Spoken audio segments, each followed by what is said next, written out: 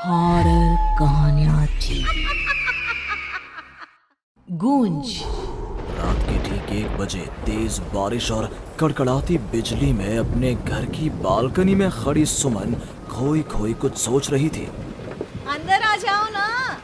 उसके घर के अंदर से आवाज आती है।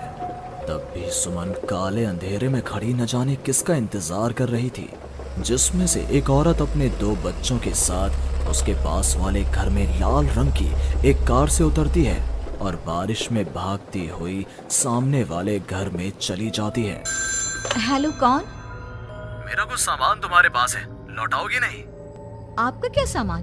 कौन है आप? और मैं तो इस घर में कुछ सेकंड्स पहले ही आई हूँ। आपको यहाँ का नंबर कैसे पता चला? मम्मी, हो सकता है कि जो फैमिली यहाँ पहले रहती हो, ये कॉल उनके लिए हो। नहीं नहीं, ऐसा नहीं है। बाहर कड़कड़ाती बिजली एक अनजान आदमी के फोन ने नेहा को डरा दिया था। वो फौरन कॉल रख देती है।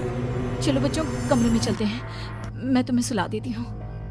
पर यहाँ इतने अंधेरे में तो कुछ भी नहीं दिख रहा मम्मी।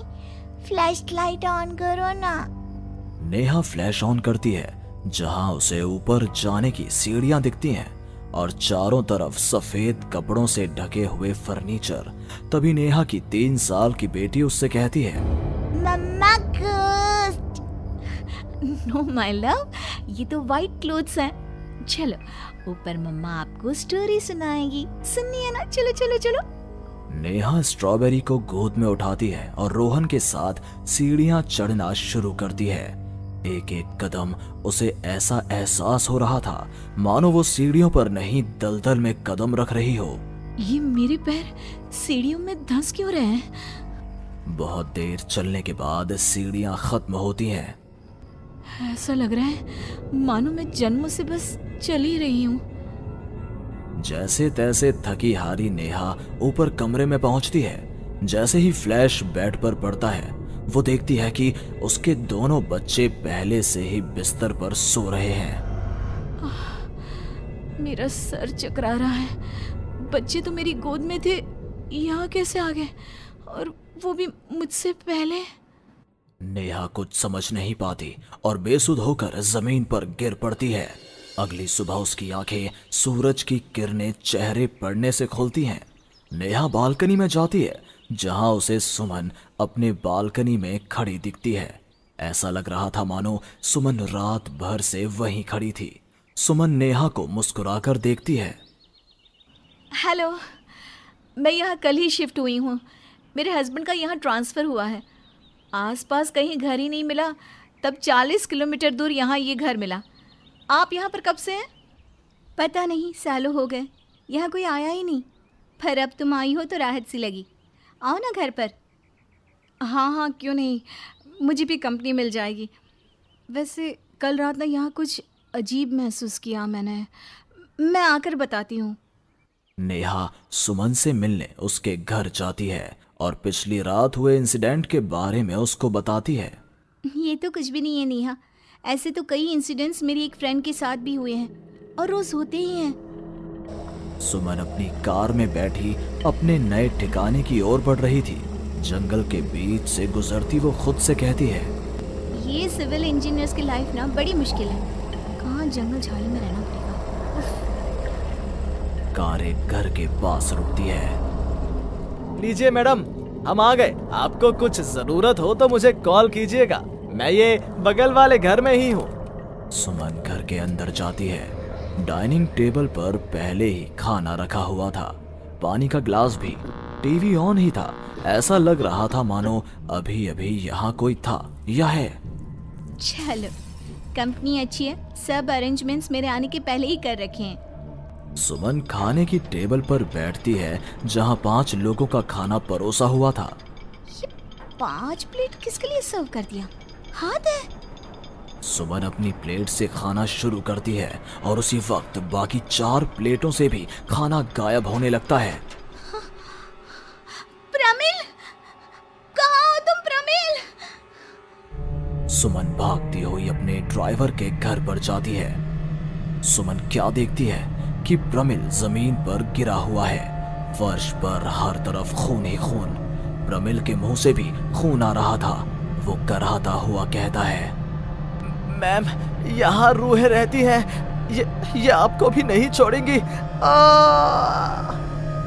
ये कहते कहते ही प्रमिल दम तोड़ देता है और सुबह के 11 बजे अचानक ही अंधेरा छा जाता है। चारों तरफ से अजीबोगरीब आवाजें आने लग जाती हैं। मम्मी, आई, अरे कोई खाना देगा क्या मुझे? अरे जी सुनिए ना, प्लीज प्लीज मुझे मत मारो। पापा बचाओ, ये लोग कौन है? सुमन अपने दोनों हाथों से अपने कान को बंद कर लेती है और जोर जोर से चीखती है। अचानक एक सन्नाटा चारों ओर फैल जाता है। सुमन प्रमिल के घर से बाहर निकलती है।